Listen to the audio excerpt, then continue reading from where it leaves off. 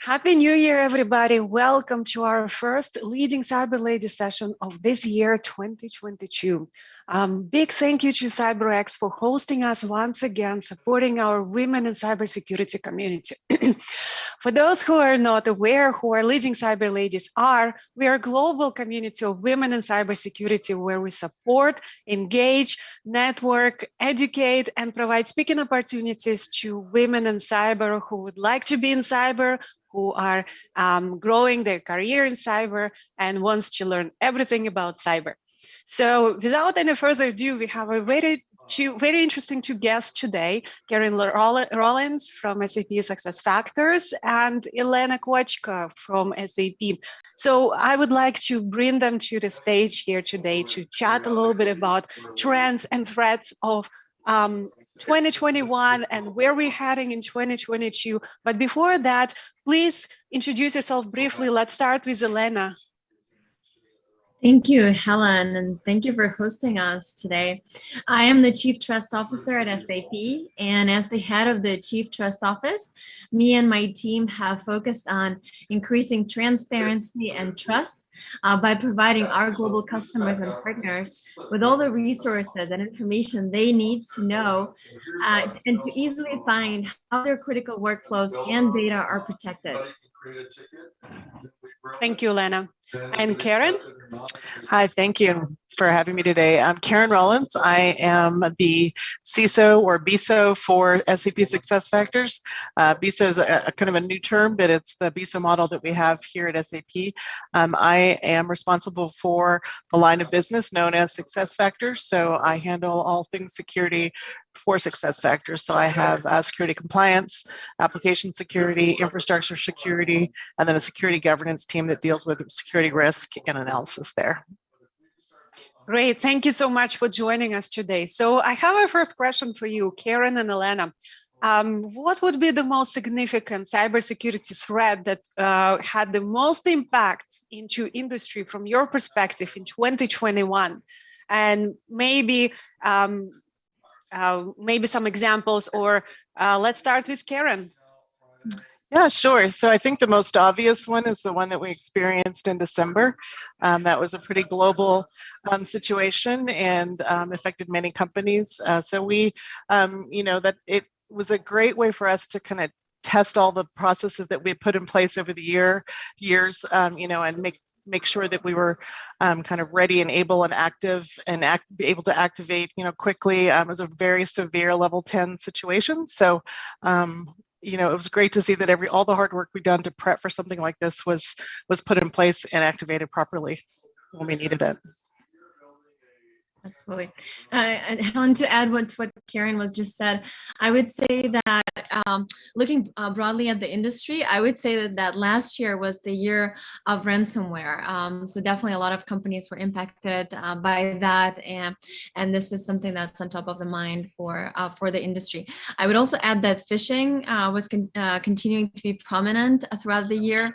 We see the numbers that 86% of the organizations, had at least one user who clicked on a phishing site. Of course, let's not forget the effect of COVID-19 and the pandemic and the effect that it had on cybersecurity. We saw, some of the numbers that cybercrime as a whole has increased by 600% since the beginning of the global pandemic. And of course, some of the organizations, such as, healthcare industries were directly impacted by that.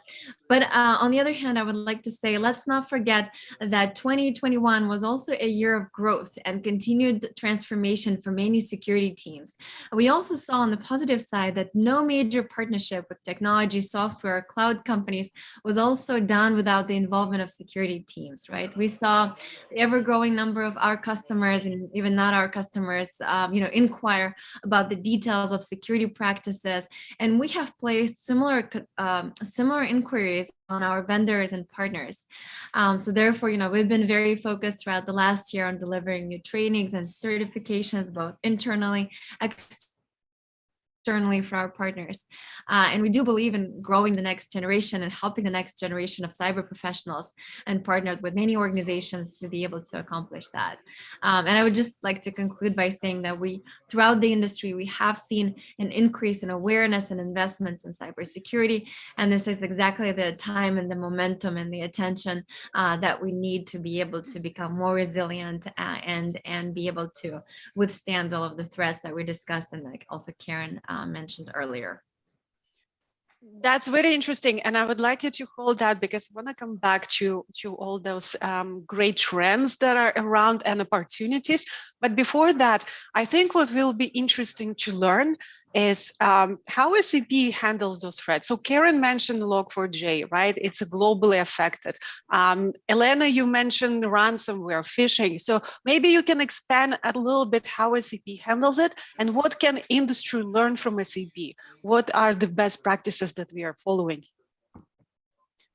So I'll go ahead and start, Elena, if you don't mind. Again, it kind of goes back to our quick response from our teams. So initiating that response is something that we did across the board very well at SAP. And I think the other part of that is more in Elena's world, where we were very quick to respond to customers and give them, as much information as we could based on the evolving situation. It's something that we're very focused on as well. Customers first, making sure that they've got what they need, that they're secure, and that the information is flowing seamlessly. And that was really Elena's team that focused on that and made sure that that was updated as frequently as they could give it to them. Yeah, thank you, Karen. Of course, you mentioned that we have to be fast and agile and resilient, and for us to be able to do so, we also done across all of the business lines at SAP and SAP security team. We have developed a robust framework and a security strategy. Our infrastructure, as our listeners probably know, is very distributed, and which is also our key to help secure our customers' data and the network. And SAP is one of the fastest growing companies in Europe, with 94% of the world's 500 largest companies being SAP customers. So we do know how important it is for us to be fast and agile, and how important it is for us to be focused on all of those data security and privacy areas. We're also, of course, a top cloud provider that can scale and pivot very quickly. So while we're a large organization, a multinational company, we believe that our size doesn't deter our innovation. We continue to invest in our people and our processes and our technology, and we do constantly improve and provide our customers, as Karen was saying, with secure cloud and on-premise solution, and with all the information that they need to know to make the right decision and to know how it's actually protected. So it's similar to what Karen was saying. Throughout the entire year, we have emphasized the importance of transparency. So of course, it's about securing customers' data, but we also want to make sure that we communicate it to the customers, how we're doing them, giving them an open channel where they can ask a question, where they can even receive a personal touch if that's required. For all of our listeners, we have published over 100 new pieces of customer-facing content on our My Trust Center. We expanded our teams, established new relationships with colleges and universities to be able to identify those early talent that can help us to get to those objectives and ambitious targets that we set for ourselves. And definitely, we continue to host and expand our partnerships, our internal communications. We hosted multiple customer events. They improved significantly on our internal processes to be able to better serve our customers globally. Thank you. And both of you mentioned quick response, right? And I would like to go a little bit more into security response, because I think that's a very important part of how we address the threats that are coming all the time from all over the angles, right? And we also have a question from the audience, which a person is asking, I'm curious about your perspective, Karen and Elena too, how your incident response protocols and communications plans have evolved going into 2022. So have you trained your teams to be faster and responsive?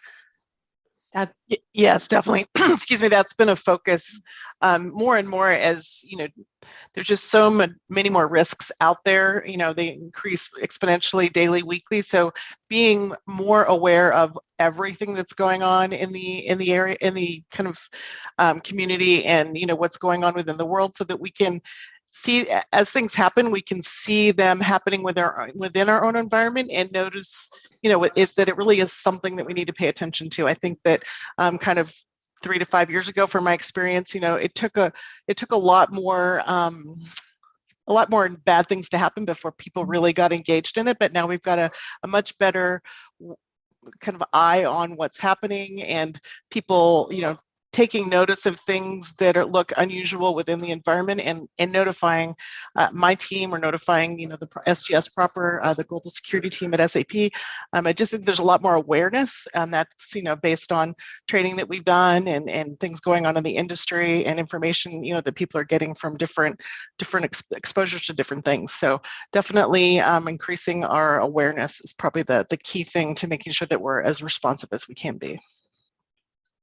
Absolutely, increasing the awareness, and to do that, after every major incident, or even not a major incident, but a smaller incident, our team conducts the after action review, and the goal for us is to continuously innovate, to continuously be better, and learn from our past experience what could have been done better, and apply it to the future incidents. And like I said, we definitely continue to constantly invest in our people, process, and technology. And continue to evolve our internal processes to be able to answer to those rising challenges in a much more agile way. And hopefully we get better every time we go through the cycle. So hopefully, this is something that you can adopt in your organizations as well. It's such a balance, because you want to be good at it, but you don't want to get a lot of experience at it, right? You're dealing with a lot of things then, if that's the case. But you do want to be good when you have to be on the ball. So yeah, hopefully we get better by learning, and less actually being in something, in the middle of something.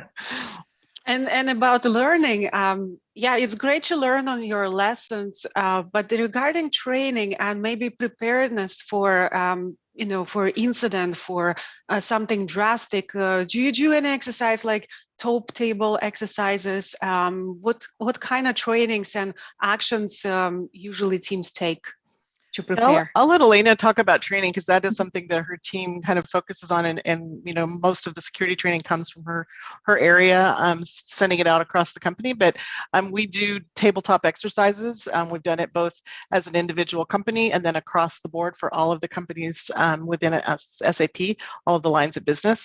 So we do those a couple of times a year. We do pen testing, where we can kind of see where we might have some gaps. That's not really training for the people, but it's also a good way to trust but verify that what you're doing is actually working.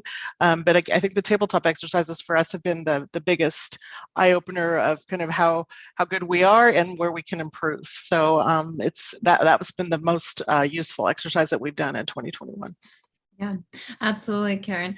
Tabletop exercises, and of course, in addition to that, we all know that it takes one person, to click on the wrong link for a potential negative impact. And as I quoted the data before, 86% of the organizations had at least one employee, go into a phishing website. So therefore, we focus, of course, on the security professionals and provide dedicated trainings for them, but we also go far beyond that. We train our sales executives and sales force. We train executives, the actual executive and senior leadership at the company.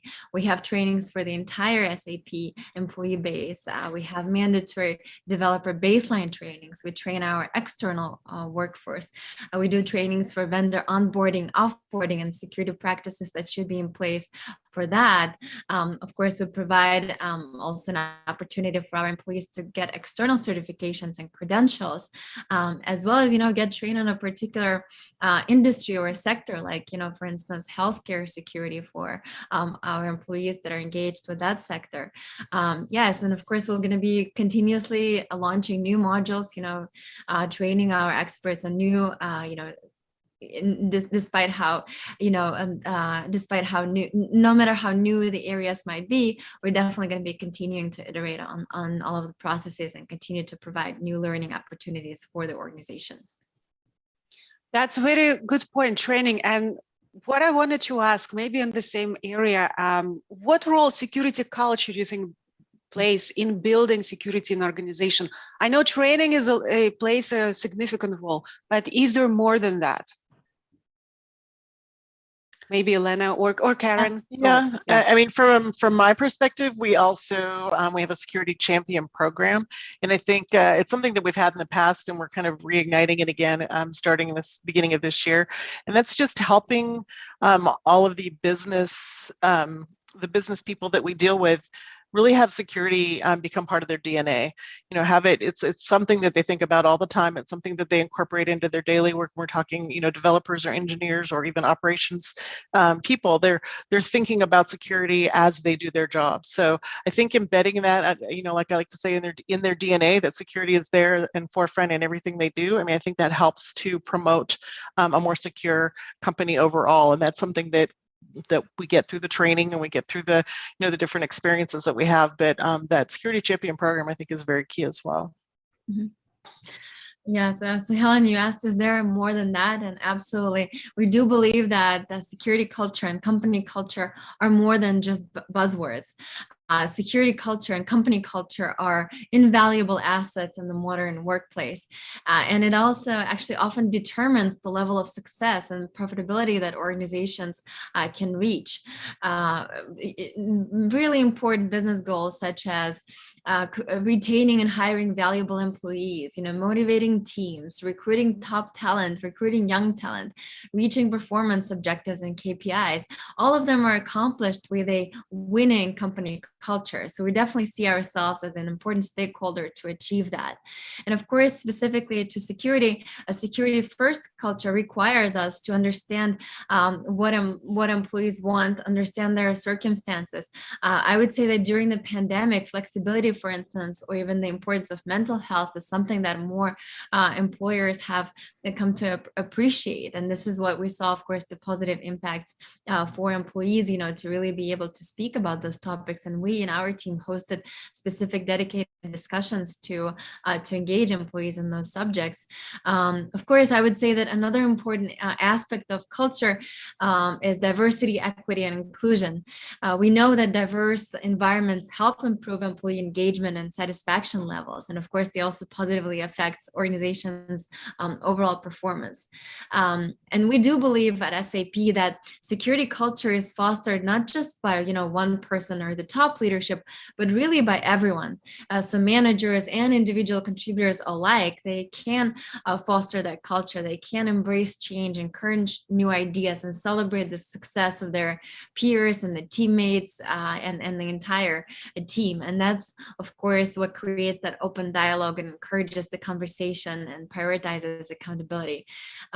We hopeful, you know, and we're definitely hopeful that all of those efforts will be reflected in our numbers and KPIs, and we're definitely putting a lot of effort and emphasis on creating a welcoming culture where all of those ideas could be encouraged and nourished, and their implementation can be successful.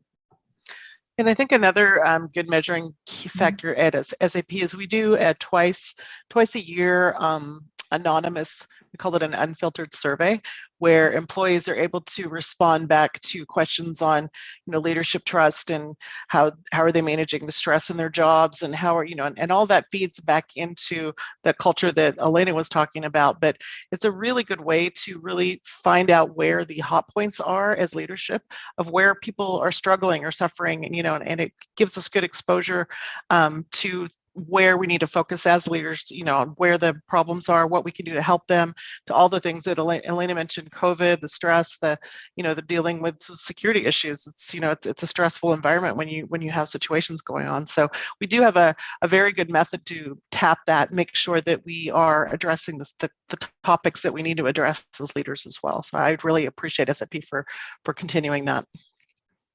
Yeah, I totally agree.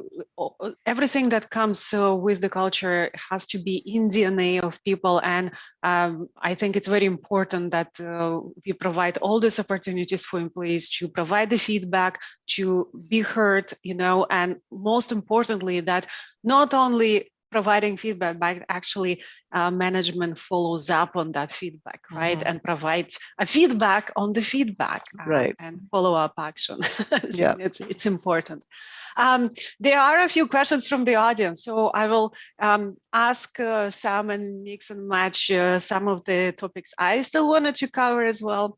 Now, the big question, a lot of cases coming up is budget related. So a person in the audience is asking, I'm struggling with whether to manage my SOC internally or to go outsource. If budget wasn't a constraint, what would you recommend? Would you recommend I outsource? So what would be your opinion here? So I've experienced both sides of that.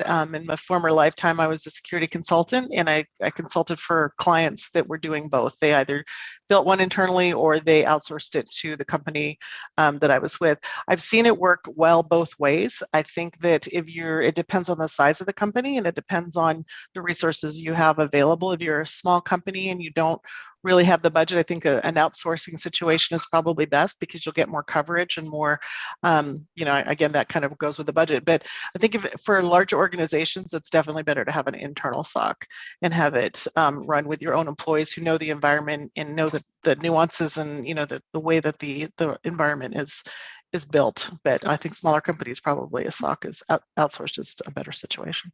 Yeah, and I would agree with Karen. If your organization is small to medium sized and you don't have the time and opportunity to really build the team, hire the team, retain, and train all the talent, outsourcing could be a good way and definitely a quick win to achieve that. However, for all large organizations or critical infrastructure providers, that's usually even a requirement that they have an internal SOC that's open to employees only. Thank you for those answers. So I would like to go into upcoming trends and threats that you see perhaps in 2022. Maybe something will continue to happen in your opinion. Maybe you will see some emerging threats with emerging technology. Couple questions from the audience as well. There is, Metaverse has released with all the virtual networks. There are a lot of gaming happening. So do you see any threats in that area? Yeah, and maybe you see some other threats as well in the software development world, cloud development, and furthermore.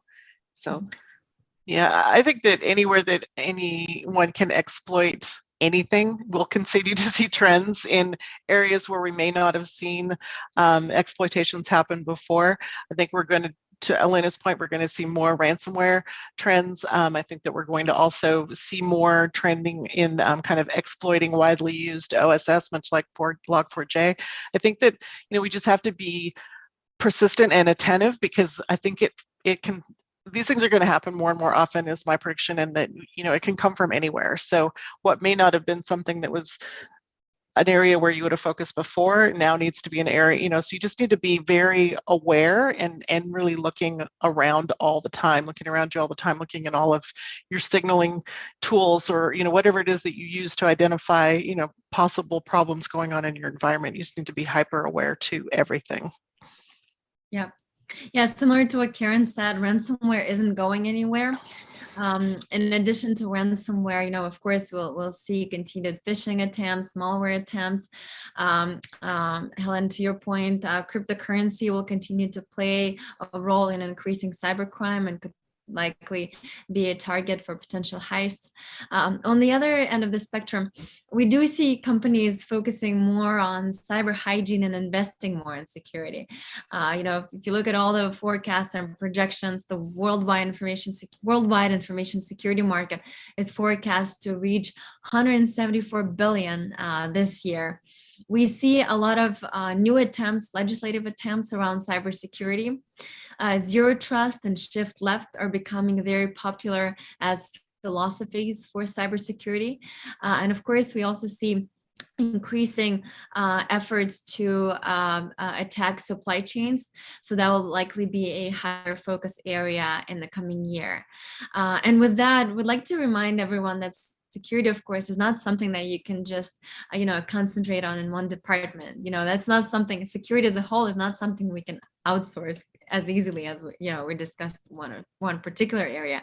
So security, like culture, Helen, as you were asking, is an organization-wide effort, and the entire organization has to focus on this. So everyone, regardless of your role, has a role to play in security.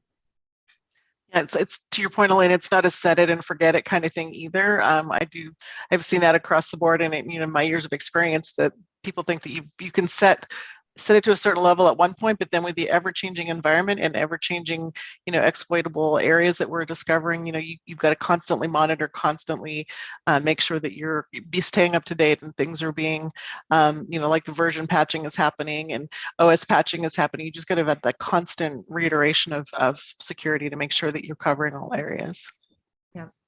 Yeah, and I always think that when we have threats, we have emerging technology, we always have opportunity for growth, right, in cybersecurity area, especially for companies who are focusing on cybersecurity, for growth and innovation in those areas, to be a step ahead, right? But for those who implementing new technologies, don't leave security behind as an afterthought. Always think about security with your innovations, right? So we don't innovate, we don't create technology that can be misused very badly after all, right? I really liked your comments, and I have also positive feedback in the audience. Like, yes, we expect to see more threats where we never seen before. We have to be ready for that. There is one more question, and then we'll wrap up with the final thoughts. So there is a question that I manage somebody in audience. I manage a group of software developers, and we are struggling to build a collaborative technical relationship with our security group. How do you recommend we build security better into our DevOps?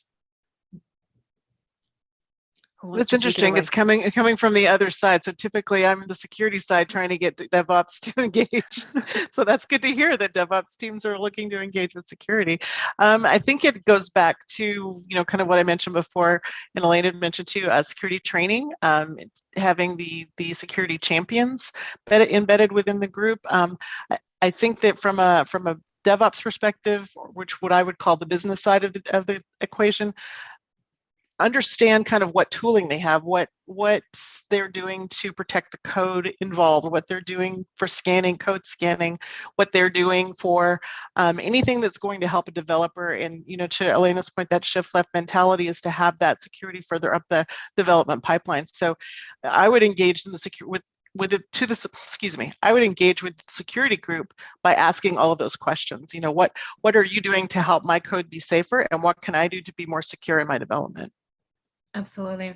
Yeah. And, I think our listener, she said that, there are a lot of dependencies, right? Or interdependencies or touch points between the two teams. So definitely highlight all of those touch points to the teams, just to showcase once again how connected the two organizations are. And that will really help see the problem in a different light. I would also say engage early, as you build out the product or you iterate on the product, make sure to engage early and include security early in a cycle. And then, always the concept of least privileges helps, when we talk about collaboration between security and IT, and for everyone to understand the importance of security. Definitely trainings, as Karen said, will help raise the awareness. But I would say just start, with like this big message of, look how dependent we are in all of those great areas that we have to collaborate, and see if that will set a different tone. And speaking of trainings, Karen mentioned that, and we have an audience, and I know that SAP does a lot of gamifying. How do you see that helping community to learn more, organizations to engage more their employees into the security topic? So I didn't catch the term that you said. You said gaming? gamifying the yeah, okay, education. that's right. Sorry, I didn't catch that. Security. From what we do here, I know that there are different initiatives, but we do participate in the bug bounty program as well. So that helps us, with working internally and externally, internal and external participants in that help us to identify through that bug bounty program. I haven't had a lot of experience with the gamifying or gamification part of it. Elena, I don't know if you can speak to that. Yeah, absolutely. So yeah, I would say, we definitely explore various types of learning.